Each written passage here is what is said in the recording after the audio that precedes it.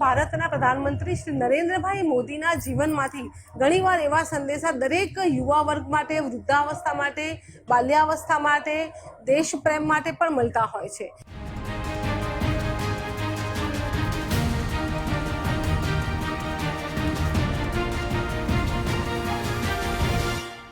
ગુજરાત ફર્સ્ટની વિશેષ રજૂઆત મોટિવેશનલ મોર્નિંગમાં આપનું સ્વાગત છે। હું છું વિજયકુમાર દેસાઈ। મિત્રો, આજે આપણી સાથે સંવાદની અંદર વાત કરવા માટે ખાસ વક્તા તરીકે ડૉક્ટર રાજુલબેન દેસાઈ તેઓ આપણી સાથે ઉપસ્થિત છે। તેઓ કાયદામાં નિષ્ણાત છે, ઉપરાંત સામાજિક આગેવાન, રાજકીય આગેવાન સહિત પ્રેરક વક્તા તરીકે પણ તેઓ લોકોને જાગૃત કરવાનું હંમેશને માટે કામ કરતા રહે છે। તેઓ અનેક વિષયો પર પોતાના પુસ્તકો, પોતાના વિચાર સ્વરૂપે પ્રગટ કરી ચૂક્યા છે। તો નમસ્કાર રાજુલબેન, આપનું ગુજરાત ફર્સ્ટમાં સ્વાગત છે। નમસ્કાર। યુવાનોને ગાઈડન્સ મળવું જોઈએ, કારણ કે મોટાભાગે યુવાનો પોતાનું ધ્યેય શું છે એ નક્કી નથી હોતું, પોતાનું લક્ષ્ય નિર્ધારિત ન કરી શકવાને કારણે આડાવળા ભટકતા રહે છે, કારણ કે એમને કોઈ માર્ગદર્શન પ્રોપર રીતે નથી મળતું હોતું। પરંતુ સૌથી મોટી વાત એ પણ છે અત્યારે કે રાષ્ટ્રપ્રેમ, યુવાધનમાં જો રાષ્ટ્રપ્રેમ કેળવાય તો આગામી જે પેઢી છે દેશની, તે પોતાના રાષ્ટ્ર માટે ઓતપ્રોત થઈને દેશ સેવા માટે સક્ષમ બને, એ તરફના કેવા પ્રકારના પગલાં આપણે અત્યારથી જ લેવા જોઈએ, માતા પિતાએ, શિક્ષકોએ, આગેવાનોએ પણ અને સરકારે પણ, કે જે આવનારી પેઢીને સક્ષમ બનાવી શકે યુવાધનને।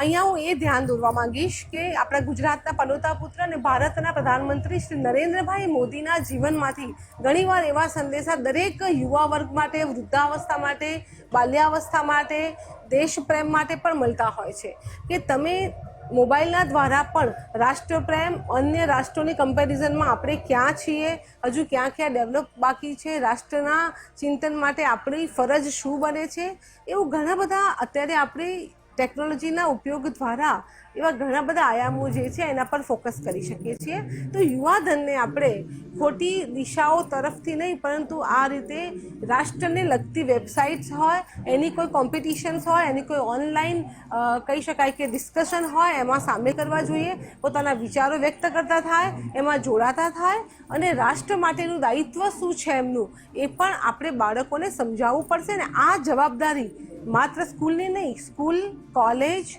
પેરેન્ટ્સ, જે તે ધર્મના ગુરુઓ, જે તે શિક્ષણવિદો અને આપ જેવા મીડિયાની પણ ખરેખર જરૂર છે। નહીં તો હું માનું છું કે આ રાષ્ટ્ર ભારત, જે વિશ્વમાં સોને કી ચિડિયાવાળું ભારત જવા થઈ રહ્યું છે, એ ભારત દેશ પર આવનારી યુવા પેઢી જો યોગ્ય રસ્તે નહીં હોય તો એનું બહુ જ મોટું નુકસાન આપણને સહન ન કરવું પડે।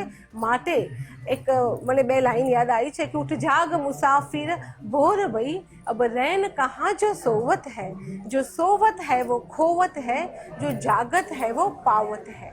બિલકુલ, યુવાધનને જાગવાની જરૂર છે। યુવાધન જાગશે તો દેશ આપોઆપ જાગશે। બહુ સાચી વાત બેને કરી। પરંતુ એક પ્રશ્ન બેન અહીંયા મારો એ પણ છે કે યુવાધન તો મોટાભાગે અત્યારે આપણે અલગ અલગ પ્રકારે જોઈએ છે કે તેઓ કયા પ્રકારની માન્યતાઓ ધરાવતા હોય છે। ધર્મ અંગેનું તેમનું અજ્ઞાનતા સૌથી મોટો સવાલ કદાચ આ પણ બની શકે છે કે ધર્મ અંગેની અજ્ઞાનતામાં ક્યાંક ઘણી બધી ભૂલો પણ તેઓ કરતા હોય છે। તો અત્યારના યુવાધનને ધર્મ પ્રત્યે જાગૃતિ કઈ રીતના કેળવી શકે? હું કહીશ કે જેમ આજે આ વાડીનાથ ધામમાં જે રબારી સમાજની આ ગુરુ ગાદી છે અને જે આ કાર્યક્રમ એક અઠવાડિયાનો થઈ રહ્યો છે, મેં જોયું કે આમાં યુવાનો ખૂબ સરસ સ્વયંસેવકો તરીકે કામ આપી રહ્યા છે। અહીંયા મહિલાઓ પણ સ્વયંસેવકો તરીકે ખૂબ સારી સેવા આપી રહી છે। આ બધા કાર્યક્રમોના દ્વારા પણ યુવાધનને ઘણો મેસેજ જાય છે અને યુવાધન ધર્મ પ્રત્યેના કામોમાં આકર્ષાય છે, એને પોતાને પણ એક પ્રકારનો આનંદ, જે પ્રાકૃતિક આનંદ કહી શકાય, એ મળે છે આ ધર્મની સેવામાં જોડાઈને રહેવાથી। બીજો પ્રશ્ન એ કે જનરલી આપણે જોયું છે કે આપણા વડવાઓ આપણને ક્યાંક ને ક્યાંક ધર્મને લગતા જે પણ જ્ઞાન આપીને ગયા છે ને ક્યાંક આપણે મેળવ્યું છે, એ આપણા જીવનમાં ઉપયોગી થયું છે। તો હવે ટેકનોલોજીના મારફતથી તો મળી શકે છે, પણ સાથે સાથે હું માનું છું કે યુવાનોએ પણ આ બધી જ પ્રવૃત્તિઓમાં ધર્મમાં આસ્થા, શ્રદ્ધા એ પણ વધારવી જોઈએ। અને ક્યાંક ને ક્યાંક એવા ઘણા બધા દાખલા છે કે ભક્તિના માર્ગે રહેલા યુવાનોને પણ પોતાના લક્ષ્ય સુધી પહોંચવામાં સરળતા પડી હોય છે। એટલે હું તો એવું પણ આપું છું કે પોતાની દિનચર્યામાં 10 મિનિટ એ પોતાના કુળદેવી, પોતાના ઈષ્ટદેવોની ઉપાસના કરવી જોઈએ। તો યુવાધનને you have to connect with religion for યુવા બેટર ફ્યુચર। તો આપણે એમને કનેક્ટ કરવા પડશે. એમના ડેલી રૂટીન લાઈફનું શિડ્યુલમાં આપણે એક એવો પણ પ્રોગ્રામ જે કહી શકાય એ ફાઇનલ કરીએ કે તેઓ ડાયરેક્ટ કનેક્ટ વિથ રિલિજિયન થાય.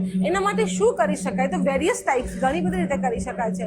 તો આ કરવું પડશે આપણે. બિલકુલ સાચી વાત કરી બેન. આપનો ખૂબ ખૂબ આભાર મોટિવેશનલ મોર્નિંગ ગુજરાત ફર્સ્ટમાં જોડાવા માટે. તો આ હતા રાજુલબેન દેસાઈ કે જેઓએ આપણે આજનું જે યુવાધન છે તે કઈ રીતે પોતાની દિનચર્યાથી શરૂ કરીને રાષ્ટ્ર નિર્માણ સુધીમાં સહભાગી થઈ શકે છે અને તેના માટે માતા પિતાથી લઈને સામાજિક આગેવાન હોય કે સરકાર હોય તેમણે કયા પ્રકારના પગલાં લેવા પડશે તે પણ આવશ્યક છે તે જણાવ્યું. નમસ્કાર.